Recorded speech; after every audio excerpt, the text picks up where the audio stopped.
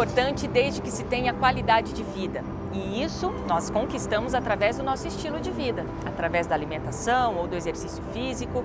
Mas políticas públicas também são importantes. No Longe Viver de hoje você confere um projeto que funciona em São Paulo e tem auxiliado e muito idosos na questão da autonomia.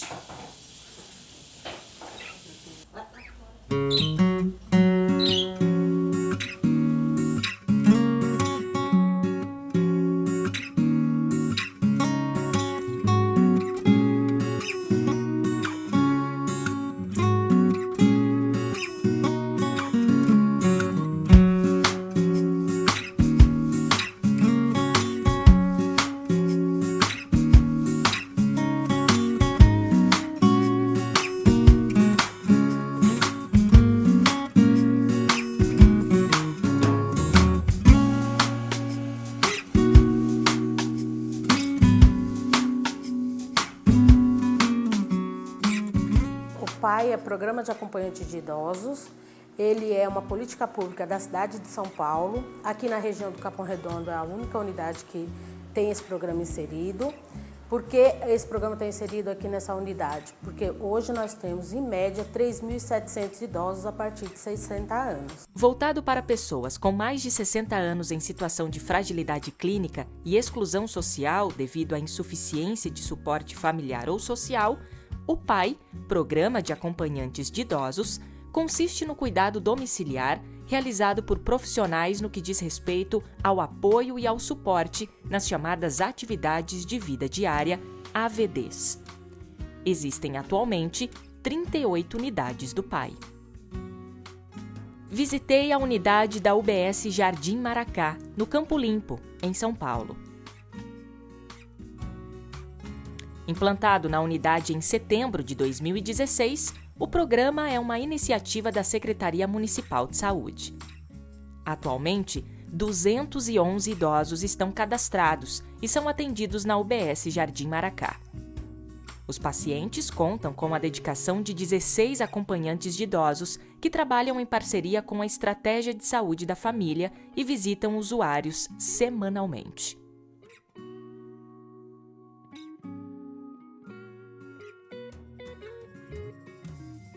Com essas necessidades, o PAI veio para suprir, que aí os ACIs têm uma agenda, que ele sabe o dia, o horário e dentro do plano de cuidados, que são feitos junto com a Estratégia de Saúde da Família, as atividades que vão ser realizadas e as datas e horários que esse idoso vai receber a visita.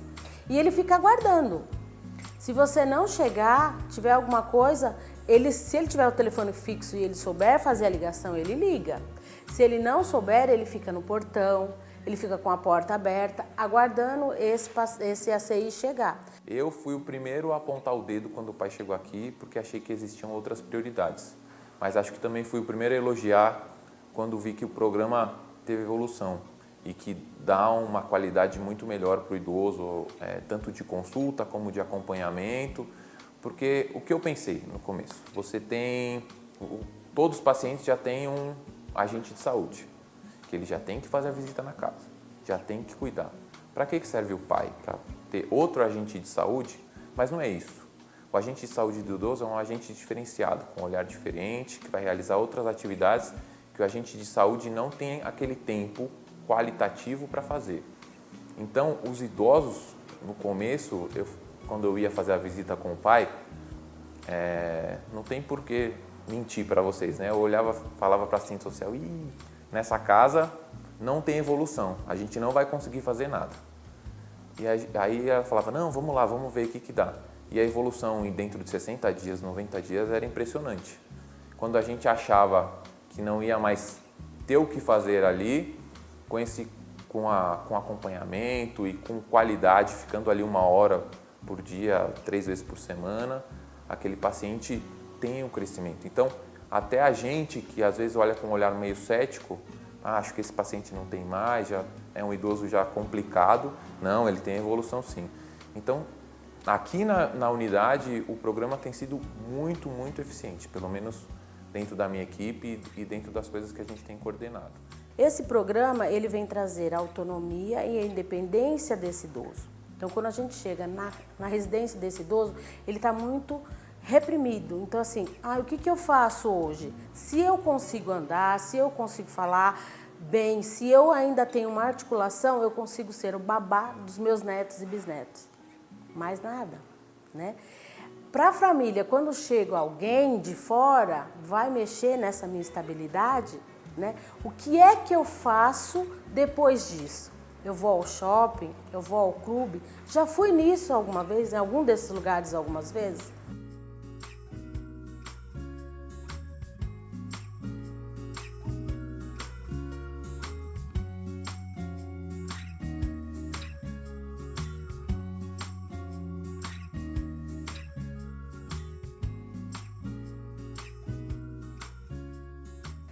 É uma preocupação bem grande quando eu vou fazer o cadastro, né? Porque teve o pré-cadastro, depois teve essa seleção e eu vou até a casa do idoso, junto com um representante da estratégia, que pode ser o enfermeiro, o auxiliar, o médico, se for numa visita domiciliar perto, a gente também faz, mas é um pouco mais raro, mas dá para fazer também, explicar o que é esse programa, né? Ele está disposto a sair desse momento que ele está aqui, para ele não tá bom? Se tiver bom, ele pode continuar, ele tem o livre-arbítrio de falar se quer ou não, mas é colocado que a vida dele, a partir dos 60 anos, a partir da idade que ele considera que é uma idade do idoso, porque às vezes eu tenho 60 anos, mas a minha cabeça é de 20, né? Então eu quero fazer uma série de coisas, só que a lei está dizendo aí que eu já estou na terceira idade, que essa terceira idade ela pode chegar com algumas dificuldades, mas ele tem a possibilidade de lidar com essa dificuldade muito tranquilo. E como é que ele quer trabalhar isso? Então, assim, eu tenho idosos que com 80 anos não sabem ler e escrever. Eu tenho idosos que não faziam nada de trabalho manual. Nós trazemos eles para o grupo. Na casa também os ACIs fazem alguns exercícios para que eles consigam fazer esse movimento com a mão, ensinam as letras. Então, é dentro da realidade deles. Mas eles já entram no programa sabendo que eles têm possibilidade de sair deste processo aí de limitação total. E que tudo que for feito para a independência dele, ele vai ter uma qualidade de vida melhor. Então, o tempo todo a gente trabalha nesse processo aí.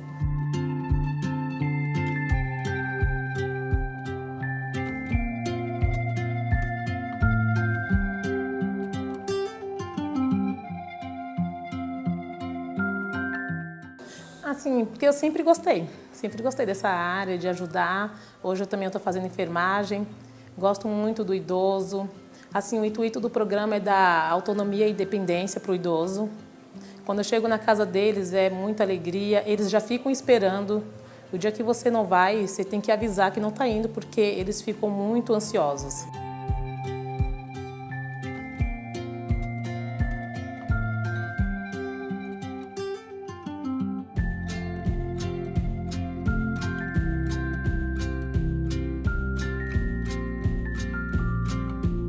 A gente trabalha com ele com atividades. Atividades em casa, jogo da memória, dominó. Cada um deles gosta de uma coisa, é pintura. Tem muitos idosos que eu chego lá que eles querem ler a Bíblia, não gostam de jogos. É da igreja, não gosta de jogos, mas gosta de ler a Bíblia, gosta de ler o inário. Eu faço massagem nas pernas, porque tem a precisão, entendeu? Já na casa de outros é pintura, é música. Conversa, eles falam tudo da vida deles antiga, do passado. E assim, eles ficam felizes porque a gente tem a paciência de ouvir eles. E a família não tem. A família não tem tempo, a família trabalha.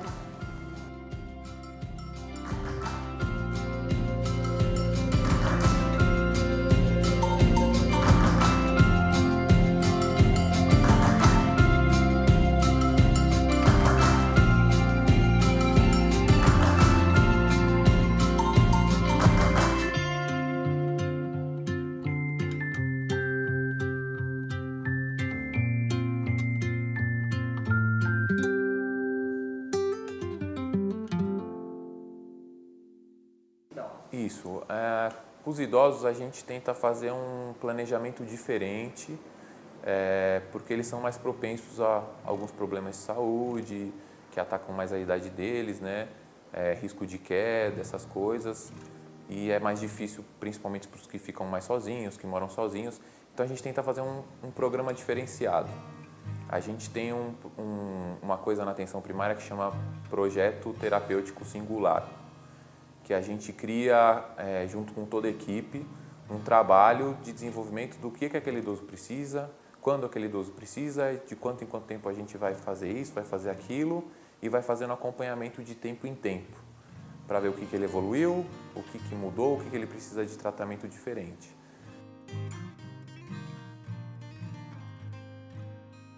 Dona Rosa, você gosta das atividades? Gosto. Depois que apareceu esse programa aí, eu adorei, viu? Porque aí eu saio, né? Porque antigamente eu não saía para lugar nenhum, né? E agora tem uma coisa lá, vai me buscar, eu vou vendo. Então, adorei esse programa, viu? E a senhora sentiu progresso? Alguma melhora? Senti que quando eu entrei lá, eu não podia nem... Eu fazia sentado na cadeira, né?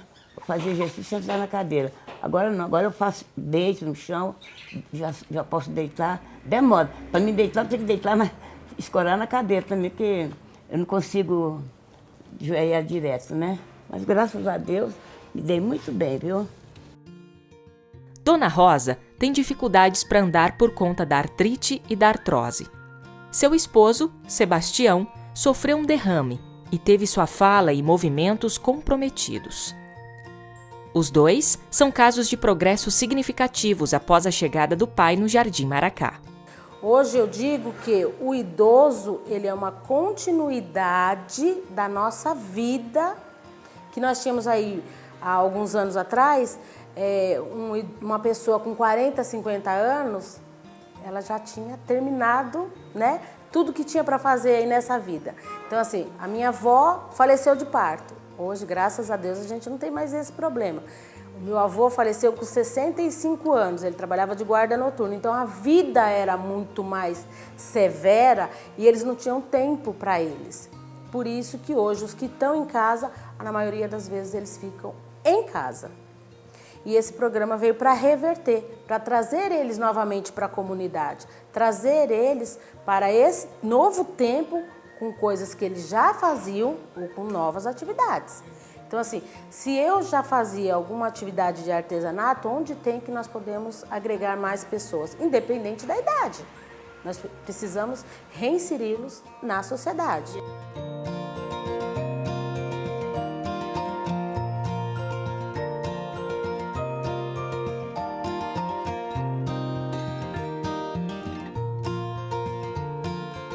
E isso está sendo bem bacana porque a gente começa a ver o brilho nos olhos, né? Alguém me enxerga, alguém me valoriza.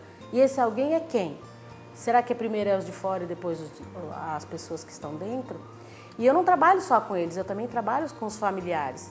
O que é trazer para dentro de mim um processo que vai acontecer. O meu pai e a minha mãe, eles não são bebês, eles são os meus pais. O que é que eles têm de importante e que eu possa acolher para mim e para a minha vida, para os meus filhos?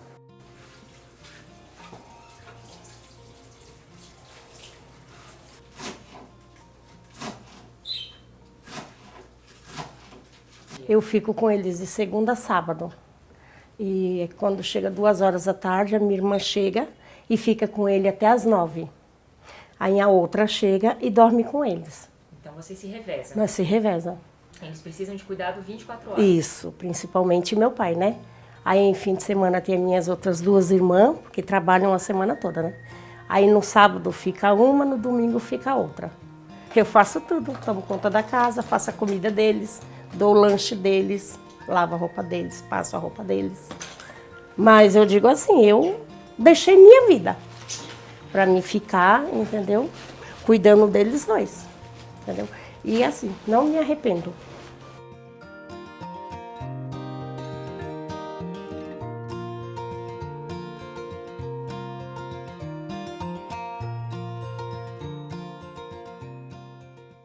Primeira coisa, ter paciência.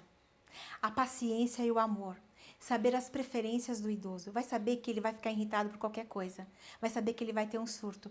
Mas aí a gente dá atividades para ele fazer em casa. O que, por exemplo? Por exemplo, ele pode pintar, ele pode desenhar, ele pode brincar de massinha. Coisas que a gente aprendia, que a gente dá para as crianças, a gente pode dar para o idoso também fazer. Mas isso não é infantilizar o idoso. Não, não é infantilizar, não.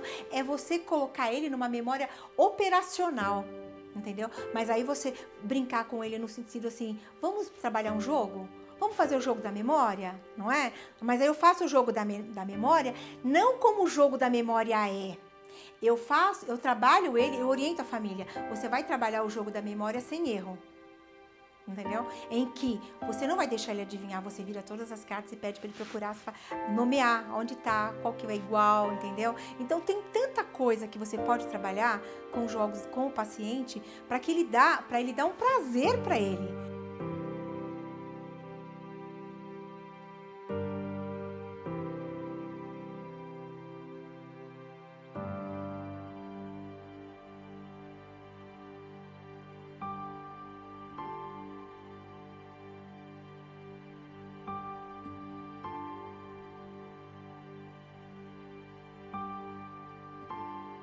O idoso ainda aprende.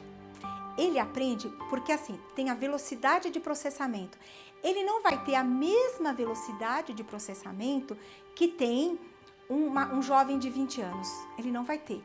Mas ele vai aprender de uma forma mais lenta. Do meu ponto de vista, olha, do que eu tenho estudado sobre o cérebro, eu acredito, se o paciente quer e a família apoia, certo? Esse paciente tem capacidade de ir mais além. Focar não apenas na doença, mas sim na qualidade de vida do idoso é base fundamental para a longevidade saudável. Além de ir até a casa do idoso, o pai disponibiliza meios para que o idoso participe também de atividades na própria unidade básica de saúde do bairro. Esse programa ele prevê um carro de apoio. Você fez algumas entrevistas e viu que muitos deles têm muita dificuldade de andar, né? Utilizam bengala, eles andam bem devagar. E aqui a gente está num lugar onde há muito morro, muitas escadas e eles não conseguem sair de casa. Então, se eu não tiver esse carro de apoio, eu não consigo tirá-los de casa. Então, até para vir para a unidade, para alguma atividade, a gente busca de carro.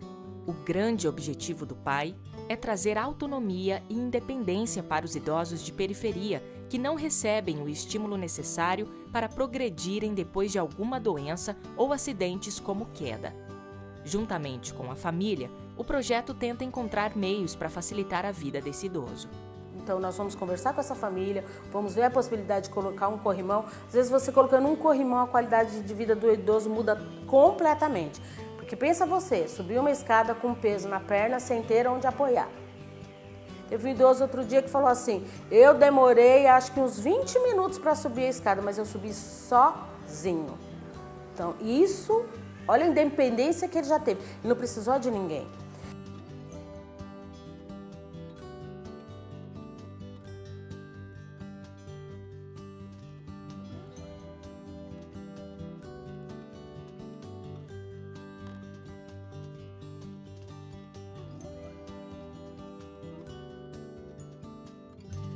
Na sexta-feira, quando nós estamos fazendo o artesanato, eu sempre faço uma conversa com eles dizendo o que melhorou, por que eles gostam de vir, o que eles gostariam de fazer. Então, nós trabalhamos dentro do que eles trazem para a gente. Nós começamos não de cima para baixo, sim de baixo para cima. O que é que eu posso proporcionar para este grupo que seja bom? A escola vencer todas as distâncias para chegar perto Isso. do mais preciso. Pode sentar. Pode. Devagar. Isso. Me dá aqui a bengala da senhora. Deu calor? Deu calor. Deu calor?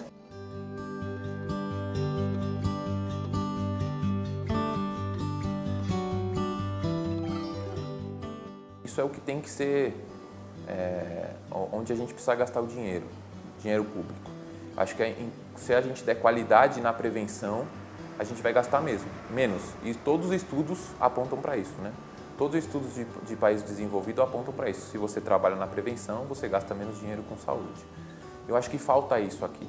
Hoje, aqui no Brasil, a gente tem o ortopedista do dedo mindinho, o neuro, que é só a coluna, só a vértebra T2 que ele trata. Então, a gente precisa dar um pouco mais de valor ao posto de saúde, dar um pouco de mais valor à prevenção e também olhar para a qualidade dos médicos que estão trabalhando, dos profissionais de saúde que estão trabalhando nesses serviços.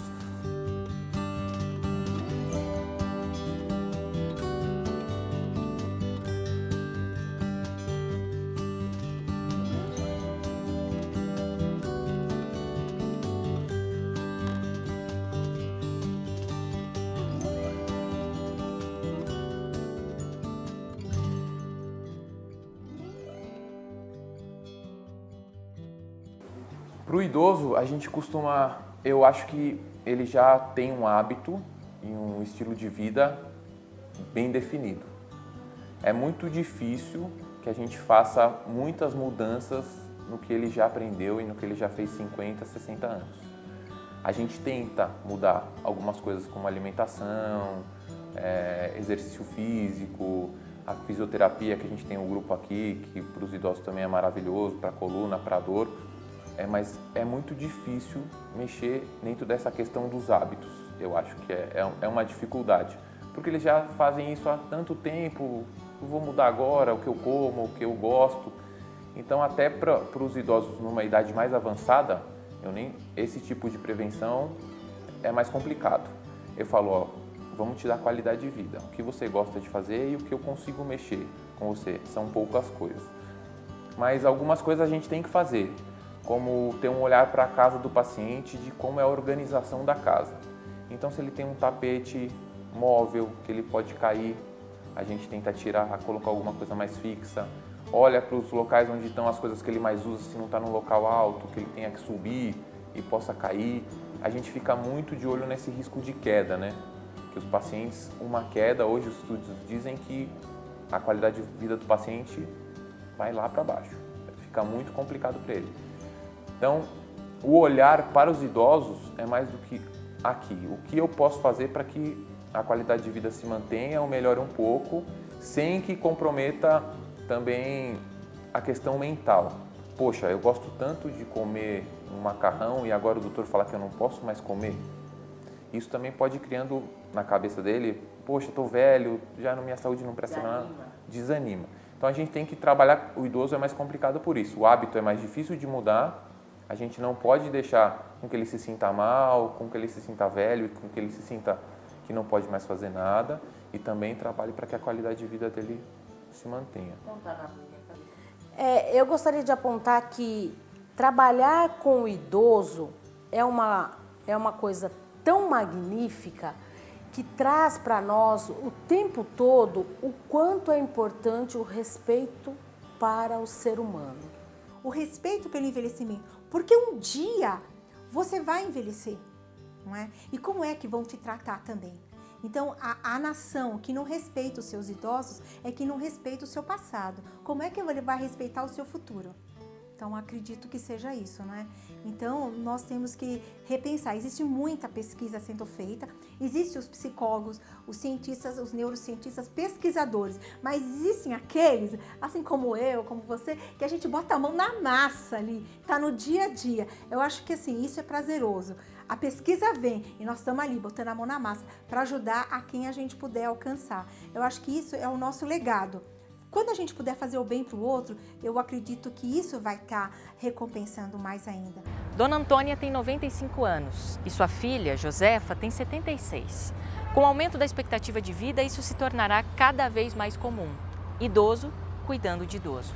Políticas públicas como o PAI, por exemplo, ajudam e muito nesse contexto. A gente procura cuidar do melhor possível, né?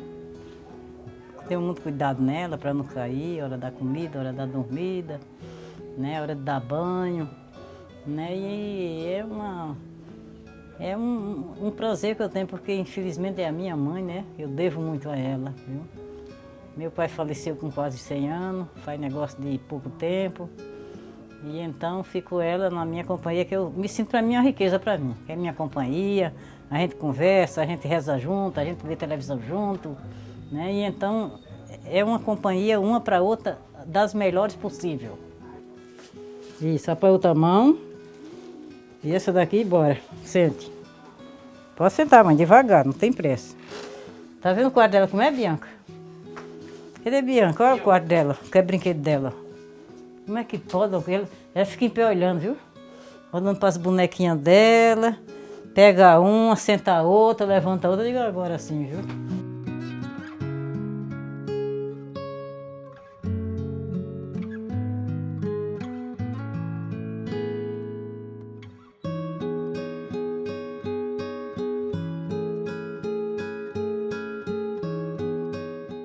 Respeitar o limite e respeitar o meu eu. Porque se eu não respeitar o meu eu, o que serei? Eu não gosto de dizer que a periferia é um lugar onde está abandonado, não. Eu acho que a periferia é um lugar onde nós temos a oportunidade de trabalhar, de morar e de ter pessoas que tenham capacidade para ter tudo que o mundo aí nos proporciona, mas com moderação. Então, o quanto a gente trabalha com a estratégia da criança ao idoso. Isso, para mim, é magnífico. Segundo Simone de Beauvoir, o grau de civilização de uma determinada sociedade pode ser medido pelo tipo de tratamento dispensado aos seus velhos. Se quisermos alcançar a modernidade e o desenvolvimento, certamente teremos não apenas que amparar a infância e a juventude, mas avançar e muito nas políticas de atendimento à velhice.